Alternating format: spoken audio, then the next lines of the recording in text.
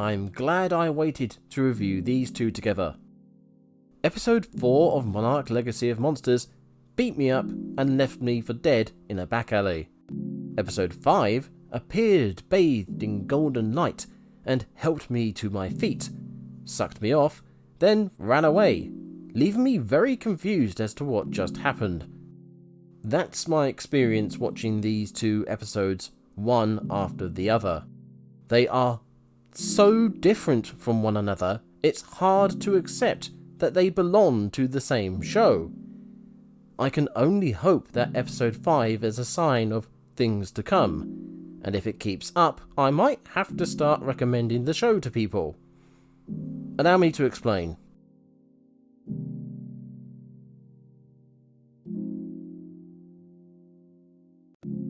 Episode 4 of Monarch Legacy of Monsters is shit. I'm sure there's nicer ways of putting it, but honestly that's how I felt when I finished watching it. Even more so after I watched episode 5. Weirdly, it was as if the series foretold a lot of my complaints would be about the continuity issues created by the 1950s flashbacks. In episode 4 they abandoned that whole story, which should have made the show better because, for the most part, the past stories had little to do with the modern one. However, Monarch Legacy of Monsters replaced the continuity issues with good old plot issues, which are much worse. Ain't no analysis video going to save the show now. First, the big one. The monster doesn't work. At the end of episode 3, we see it clearly sucking all the heat out of the plane, which is cool. This tells us it's after heat, wants to consume heat. But it takes the entirety of episode 4 for our intrepid explorers, indeed just Lee Shaw, to realise that's what the monster is after, making them look like idiots. Except they have good reason. Episode 4 opens with the monster ignoring the flaming plane engine and only being mildly distracted by the brightly burning flare. Shouldn't he be all over those? But then this monster makes no sense. He can chase a moving plane down, but loses sight of the cast who are running away on foot, including a 90-year-old man. Later he attacks their bonfire, then disappears long enough for the gang to set up a funeral pyre, before returning for no reason that wouldn't have had him attacking earlier. No wonder it took the characters so long to understand him. He makes no sense. But he ain't the only one. Kendo Nagasaki, who was previously played by a piece of slate, is now acting suddenly heroic. Running towards the monster to shoot at it. Going off on his own to get help. Oh shit, yeah, he went off on his own because no one would go with him. Not even Kate, who complained about the fact that he was allowed to go alone. Hang on, let me explain. The gang needs to look for help and Ken tells them he thought he saw a building. They don't believe him, for some reason, but he convinces them to go look for it. Later they see a blue light, and all but Ken decide to go towards that instead. At least 2 of you should be against doing that. Specifically, Lee and Kate, who have both seen Godzilla in action. Especially Lee, who's been working for Monarch all of this time. Aurora Borealis on the ground ain't man-made. Fucking go the other way. The result of this stupidity is 3 of them end up going back to where they started, because of course the mysterious blue radiation is where the monster is. Ken ends up finding the building on his own and calls for help using the radio. Ken doesn't get credit for this in this episode. Instead, having saved his adopted grandfather, his half-sister, and his ex-girlfriend, the ex-GF thanks the sister. Seriously, fuck you. But then everyone appears to be an arsehole to some degree in this episode.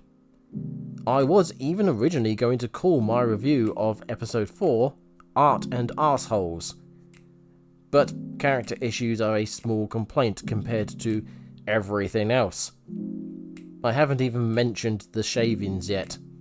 Episode 1 establishes that the missing dad likes to sharpen his pencils with a knife, leaving horrendous amounts of wood shavings everywhere. In episode 3, they identify the fact he's been around by said shavings. Episode 4 uses the shavings as bloody breadcrumbs to lead Ken to the radio. I'm sorry, but the dad disappeared a year prior to these events. A year! You're telling me a pile of wood shavings in a small room with an open door to the outside didn't get blown away completely after a year? Fuck off. This is ignoring the flashbacks to Ken's art event and first meeting with Tech Girl, which was only connected to the rest of the episode by lights. Otherwise, it only makes the characters look like arseholes by having Ken disappoint his mother and miss out on seeing his elusive father to fuck a stranger. And having Tech Girl cold shoulder Ken when he starts asking questions about her because he's interested in her. So yeah, episode 4 of Monarch Legacy of Monsters is full of arseholes, plot holes, and just plain holes. The only redeeming factor of the whole episode is the artistic shots that also double as representing character relations, which leads us nicely into episode 5.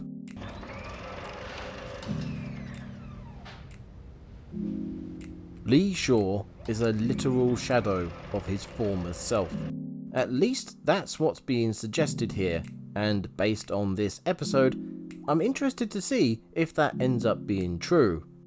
Lee starts and ends this episode being the big criticizer of Monarch and showing his steadfast confidence in the face of interrogation and threat.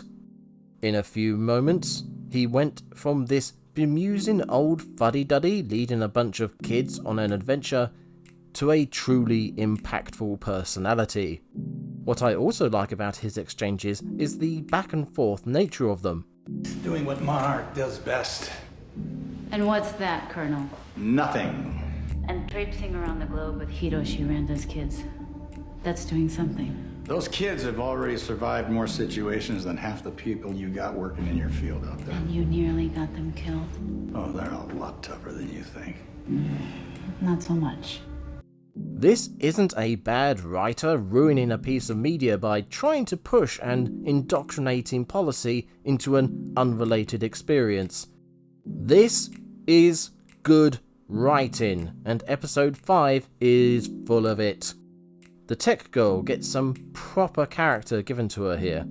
We've been told she's very secretive and is keeping secrets and wants to stay secret. Have I said secret enough? Episode 5 organically threads this into the story and has it affect everything Maya does. Notice I called her by her name suddenly, because I'm starting to respect the character. She's given an offer by Monarch. She spends the rest of the episode trying to derail the gang's activities whilst being dragged along with them. Then finally she accepts the offer when it's clear she's not getting away from them anytime soon. A subtle background arc in Godzilla media. Where have I seen that before? There's lots of other really well done pieces of writing in this episode, but honestly, I'm thinking of not spoiling them. I will talk about one scene though. The gang, minus Lee, arrive at Kate's house and meet her mum, where Ken is introduced to her. So, you both come from Tokyo? Because my husband used to travel Mom, there this is a lot. Kintaro Randa. The mum refuses to look at Ken after that, until something causes her to, and then she can't look away. Perhaps she sees too much of her husband in him. We then get an exchange between mother and daughter, showing how strained their relationship is, how much they're alike, and we have this line and this shot. You spent all day, every day, wasting away in that room of yours. The house is full of possessions the mum has collected that people have asked for, saturated with the lives and memories of people affected by Godzilla. Kate's room is bare, lifeless, a blank slate lacking any thoughts or feelings, where she spent a lot of her time after G-Day. Character, dialogue, environment, visuals, all threading together to weave a narrative. Where the fuck was this writing in previous episodes? Then there's the G-Day fallout, and I honestly think Disney Marvel should be tied to a chair and made to watch this stuff. We had some after effects of Godzilla in Japan, but San Francisco is where the effects sit heaviest.